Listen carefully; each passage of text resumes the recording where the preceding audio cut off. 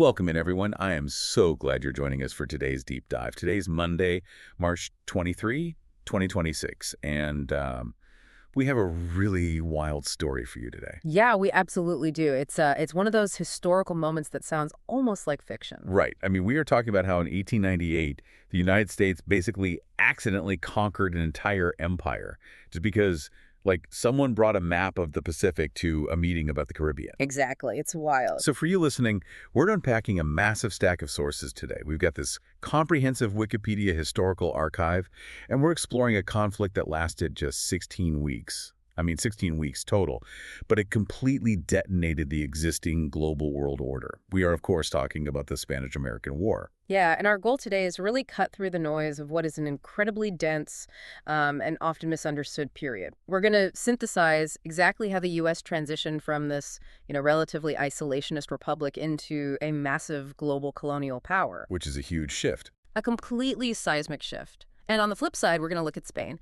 We'll examine how this devastating empire-ending defeat paradoxically sparked a massive cultural and economic renaissance over there. Okay, let's unpack this, because I think we all vaguely remember the high school history version, right? Cuba is fighting for independence from Spain, the American newspapers whip everyone into a total frenzy, a ship blows up, and boom, we go to war. Right, the very abridged version. Exactly. But to really understand this geopolitical pressure cooker of the late 19th century, we have to look at the money first. I know the U.S. had significant financial ties to Cuba, but how deep did those ties actually go at that point? Oh, incredibly deep. By 1894, 90% of Cuba's total exports were going straight to the United States. Right, 90%. Yeah, 90%. And the U.S. was providing about 40% of Cuba's imports. So American business interests essentially held the economic reins of the entire island, even though the Spanish Empire technically held the political and military authority. Wow. So they were entirely economically dependent on the U.S. Exactly. So when Cuban nationalists, led by folks like José Martí, when they launched this massive revolution for independence in 1895, American capital was immediately threatened. Right. The money was on the line. Yeah. And Spain's response to that revolution is really what sets the stage for the whole conflict, because the Spanish prime minister sends in General Valeriano Weyler, and he institutes this policy of reconcentration. Yeah.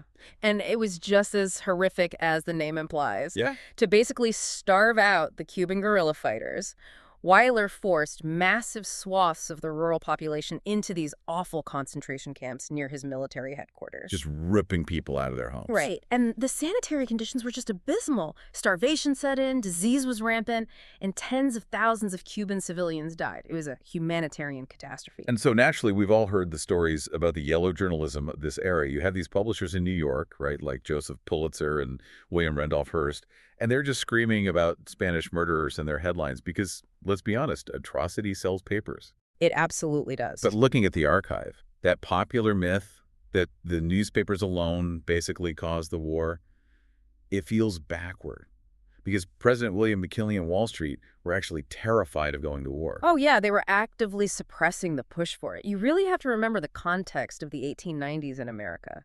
The U.S. had just suffered the Panic of 1893, which was the severe economic depression. Right, they were still recovering. Exactly. Wall Street desperately wanted stability for that fragile recovery. The last thing they wanted was the unpredictable chaos of an armed conflict. Yeah, wars are terrible for stable markets. Completely. And then on a personal level, McKinley was the last American president to have served in the Civil War. He had literally seen the carnage of Antietam firsthand. So he was deeply, deeply committed to these Victorian ideals of pacifism and arbitration. Okay, so if Wall Street and McKinley were so anti-war, how did a tragic ship explosion force the president's hand?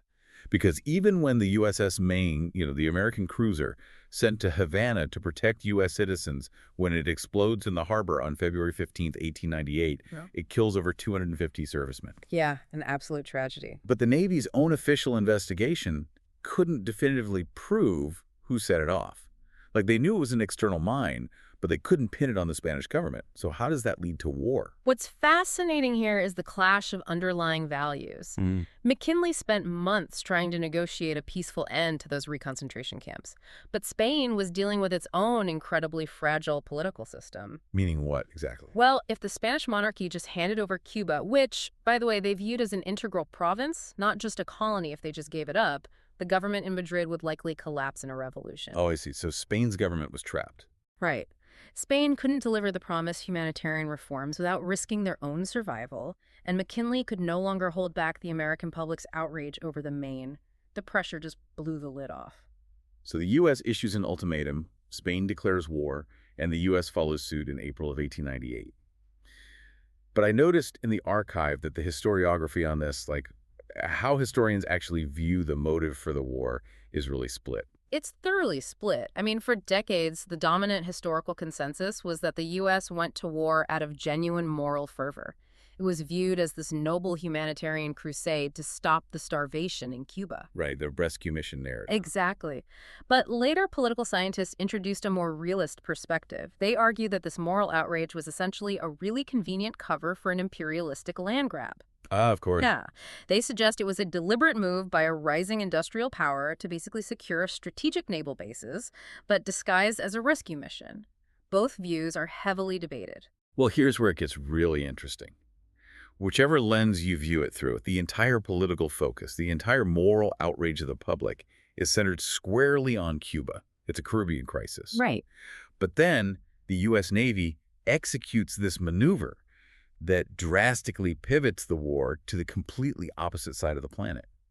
It's like showing up to put out a fire at your neighbor's house in the Caribbean, but somehow you accidentally conquer a totally different neighborhood in the Pacific Ocean. I mean, how did we end up fighting in the Philippines? That brings us to the Kimball Plan. The Kimball Plan. Yeah. The Navy's pivot to the Pacific wasn't improvised at all. It was a deeply calculated mechanism.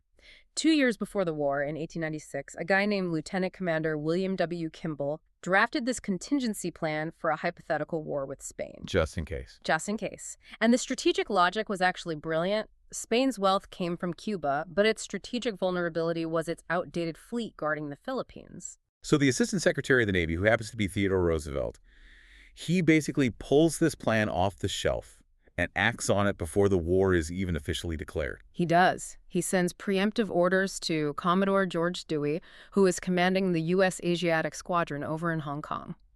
And the directive was crystal clear. He said, "The moment war breaks out, prevent the Spanish fleet from leaving the Asian coast and launch offensive operations in Manila Bay." And Dewey absolutely delivers. I mean, it's a masterclass in naval warfare. On May 1st, Dewey sails his modern steel ships into Manila Bay and just completely obliterates the antiquated Spanish fleet in a matter of hours. It wasn't even close. No.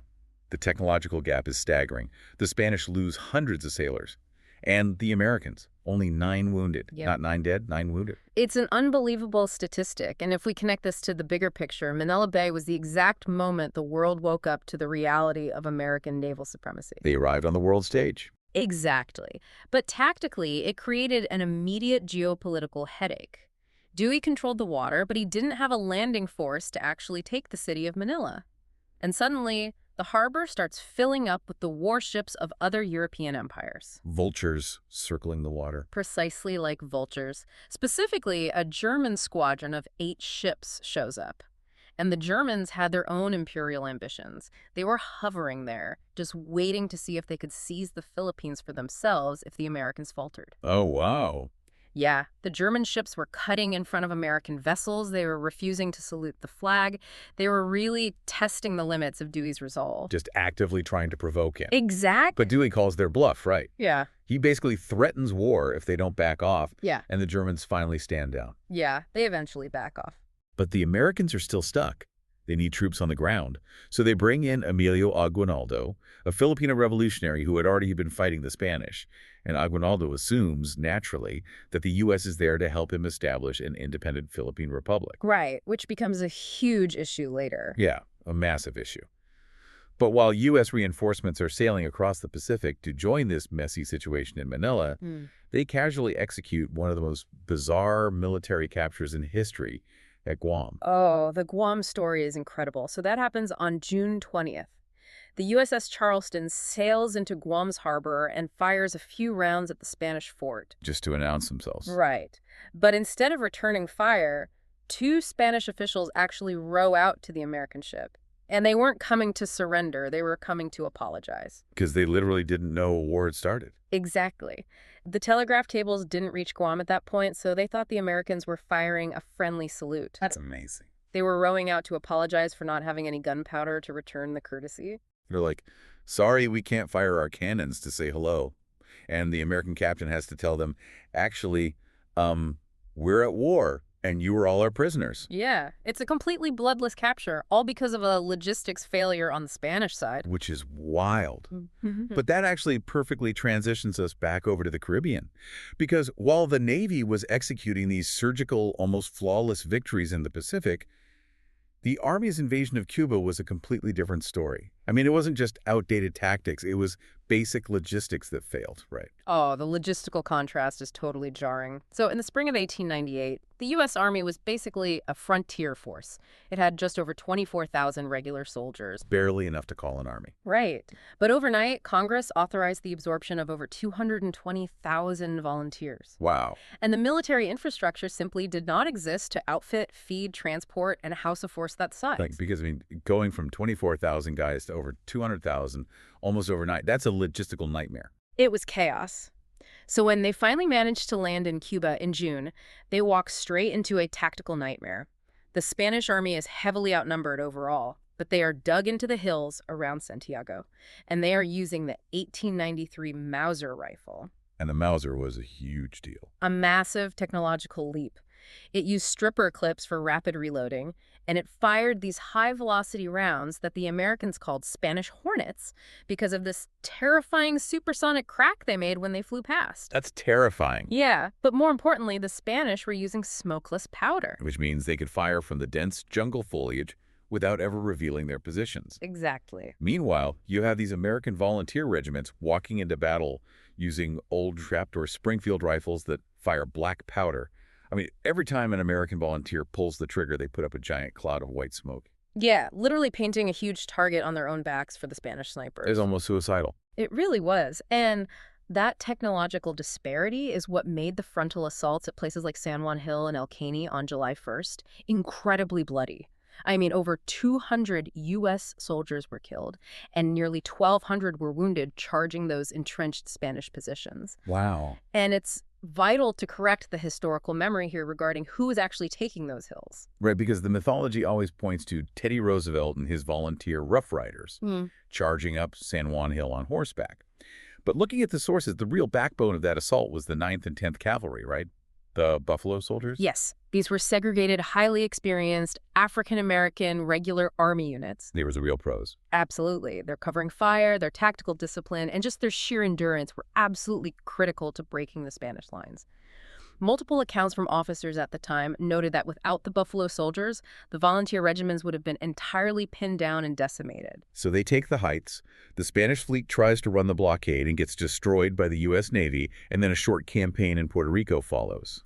But here is the statistic that really stops you in your tracks. We talk about the Spanish Hornets and the bloody charge up the hill, but fewer than 400 U.S. troops were actually killed in combat during this entire war. That's right. Over 2,000 died from disease.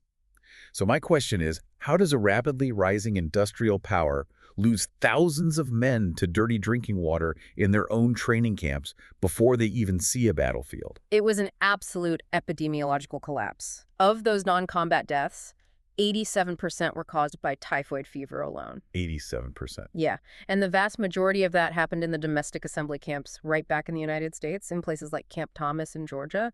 The Army just had no institutional knowledge of large-scale camp sanitation. They just didn't know what they were doing. No, they were digging latrines right next to the camp water supplies. They didn't understand the role of flies as vectors for the bacteria. It was a mess. General Shafter, who commanded the forces in Cuba, he literally called his men an army of convalescents because 75% of the force was eventually rendered unfit for duty due to yellow fever, malaria, and dysentery. The situation got so desperate that the War Department actually tried leaving the African-American troops in Cuba as an occupation force based on this incredibly flawed, racist pseudoscience that they were somehow genetically immune to tropical diseases. Oh, wow. which is obviously false. Completely false. Dozens of them contracted the fevers just like anyone else. So it's a total medical disaster. Yeah. But I liked how the archive framed this. It was essentially like we went to war with bullets and came back with epidemiology. That's the perfect way to phrase it. Because the public outcry over those typhoid deaths was so intense that it forced a complete revolution in military medicine. It directly led to the establishment of the U.S. Army Typhoid Board, which was led by figures like Walter Reed. Or Walter Reed. Yeah. They mapped exactly how the disease spread through the camps, which fundamentally changed global sanitation practices. So the catastrophic failures of 1898 saved countless lives in the 20th century because it basically birthed modern military hygiene. So by August of 1898, an armistice halts the fighting.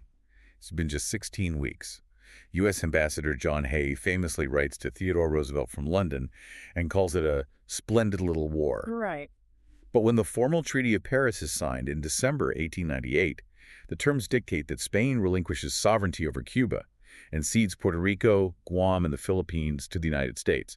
With the stroke of a pen, a 400-year-old empire is dismantled. But wait, I'm confused here. Okay. Because before the war started, Congress passed the Teller Amendment, specifically promising the world that the U.S. had no intention of annexing Cuba. So how did we end up passing the Platt Amendment just a few years later to basically take control of it anyway? Like, how is that legally justified? Well, you are hitting on the exact paradox that defined the whole aftermath of the war. The U.S. government realized that simply walking away from Cuba would leave a strategic vacuum, so they utilized a legal loophole. Okay, what kind of loophole? The Platt Amendment didn't technically annex Cuba, it made it a protectorate. Ah. Yeah, it stipulated that Cuba couldn't sign treaties with other nations without U.S. approval. It granted the U.S. the right to intervene militarily to preserve, quote-unquote, Cuban independence, and it forced Cuba to perpetually lease naval stations to the U.S., most notably Guantanamo Bay. So what does this all mean? We went to war citing human rights abuses by a colonial empire, only to invent a legal framework to hold colonies of our own. Because it wasn't just Cuba, right? Right. What about Puerto Rico and Guam? The people living there suddenly found themselves owned by a country that prides itself on constitutional rights. This raises an important question, and it's exactly where the Supreme Court had to step in with this series of rulings known as the insular cases. Insular cases. Right. The fundamental question they were trying to answer was, does the Constitution follow the flag? Like, if the U.S. flag flies over Puerto Rico, do Puerto Ricans automatically get full constitutional rights? And the Supreme Court said no? They said no. They engineered a brand new legal category called unincorporated territories. Think of it as a geopolitical waiting room where the territories were owned by the House, but the people living there were not allowed to actually sit at the dinner table. Wow. Yeah. The court ruled that full constitutional rights did not automatically extend to all places under American control. It was a customized formula for American imperialism, allowing the U.S. to govern overseas possessions without incorporating their populations as equal citizens. Which was the absolute height of hypocrisy to critics at the time. Yeah. And you had figures like Mark Twain and Andrew Carnegie forming the Anti-Imperialist League, arguing that a republic simply cannot simultaneously be an empire. Right, there was huge pushback. But domestically, you can't deny the war was wildly popular. For the first time since the Civil War, you had Northerners and Southerners fighting a common enemy. You had former Confederate generals commanding U.S. troops again. It served as this massive unifying cultural moment that effectively ended the post-Civil War fracture. It permanently altered the American self-image. The U.S. went from this isolationist, inward-looking nation to a country that viewed itself as a global power, even as it was, fighting a brutal, multi-year counterinsurgency war in the Philippines against Emilio Aguinaldo and the very revolutionaries they had initially allied with. It's just wild. I want to pivot to the other side of this equation before we wrap up, though. What happens to Spain? Because you'd naturally assume that losing a 400-year-old empire in the span of 4 months would utterly destroy the country. Yeah. But looking at the archives, how does losing your empire actually cause an economic boom? It comes down to capital repatriation. Okay, break that down for me. So for centuries, the Spanish elite had parked their wealth in colonial assets. We're talking sugar plantations in Cuba, massive shipping interests in Manila. When the empire collapsed, all of that overseas investment suddenly became incredibly vulnerable.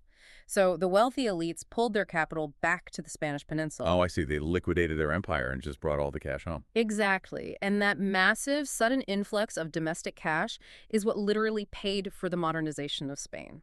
It funded the creation of major financial institutions like the Banco Hispano-Americano, and it capitalized the heavy steel and chemical sectors in places like Bilbao and Catalonia.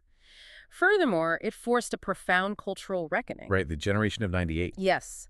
Spanish intellectuals and writers realized they could no longer hide behind this myth of being a global superpower.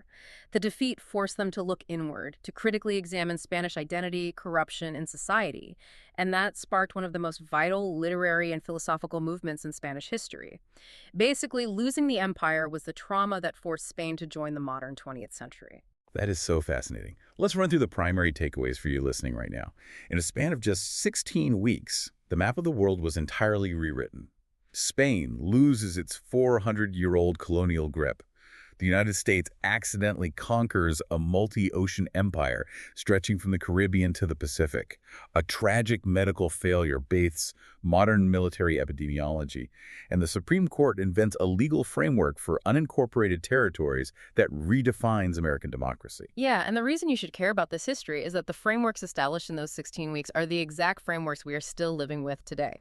Whenever you hear modern debates about U.S. foreign interventionism or discussions regarding the political status and voting rights of territories like Puerto Rico and Guam, or even the continuing legal complexities of the naval base at Guantanamo Bay, you are hearing the direct, unresolved echoes of 1898. And to leave you with one final, frankly bizarre legacy to mull over on your own. Wars cost money, right? They always do. Always.